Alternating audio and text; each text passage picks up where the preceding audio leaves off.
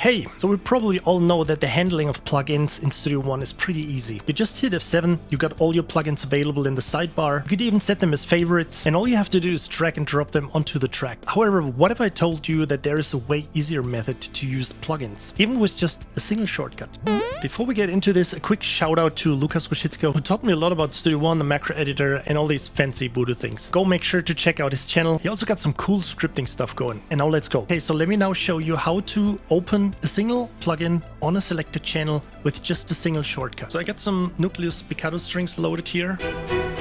And I'm using the Slate Infinity EQ very often. So let's create a little macro for this. So all we have to do is open Studio One Macro Organizer. Then we click New, and then we search for Insert. And then you scroll down a little bit and you see this track, Add Insert to Selected Channels. So we double click this. Now we got this over here. And then we double click this again. Now you go over to Device, and now you can have access to all your plugins available here. So in my case, I just want to have the Infinity EQ set up as a shortcut. So let's simply click this. You could even open your VST plugin of choice with specific presets. But for now, let's do no preset. Then we hit OK. And now let's name this thing Effects Inf EQ and hit OK. So that's it. Now you should see your macro here in the macro organizer list. And then we close this. Then we open keyboard shortcuts. And the next thing we do is looking for Effects Infinity EQ, and you see that here. And because I want to have at least like 5 to 10 plugins available, I'm using the numpad. So you can of course define this however you want. So let's assign this to Control, Shift and numpad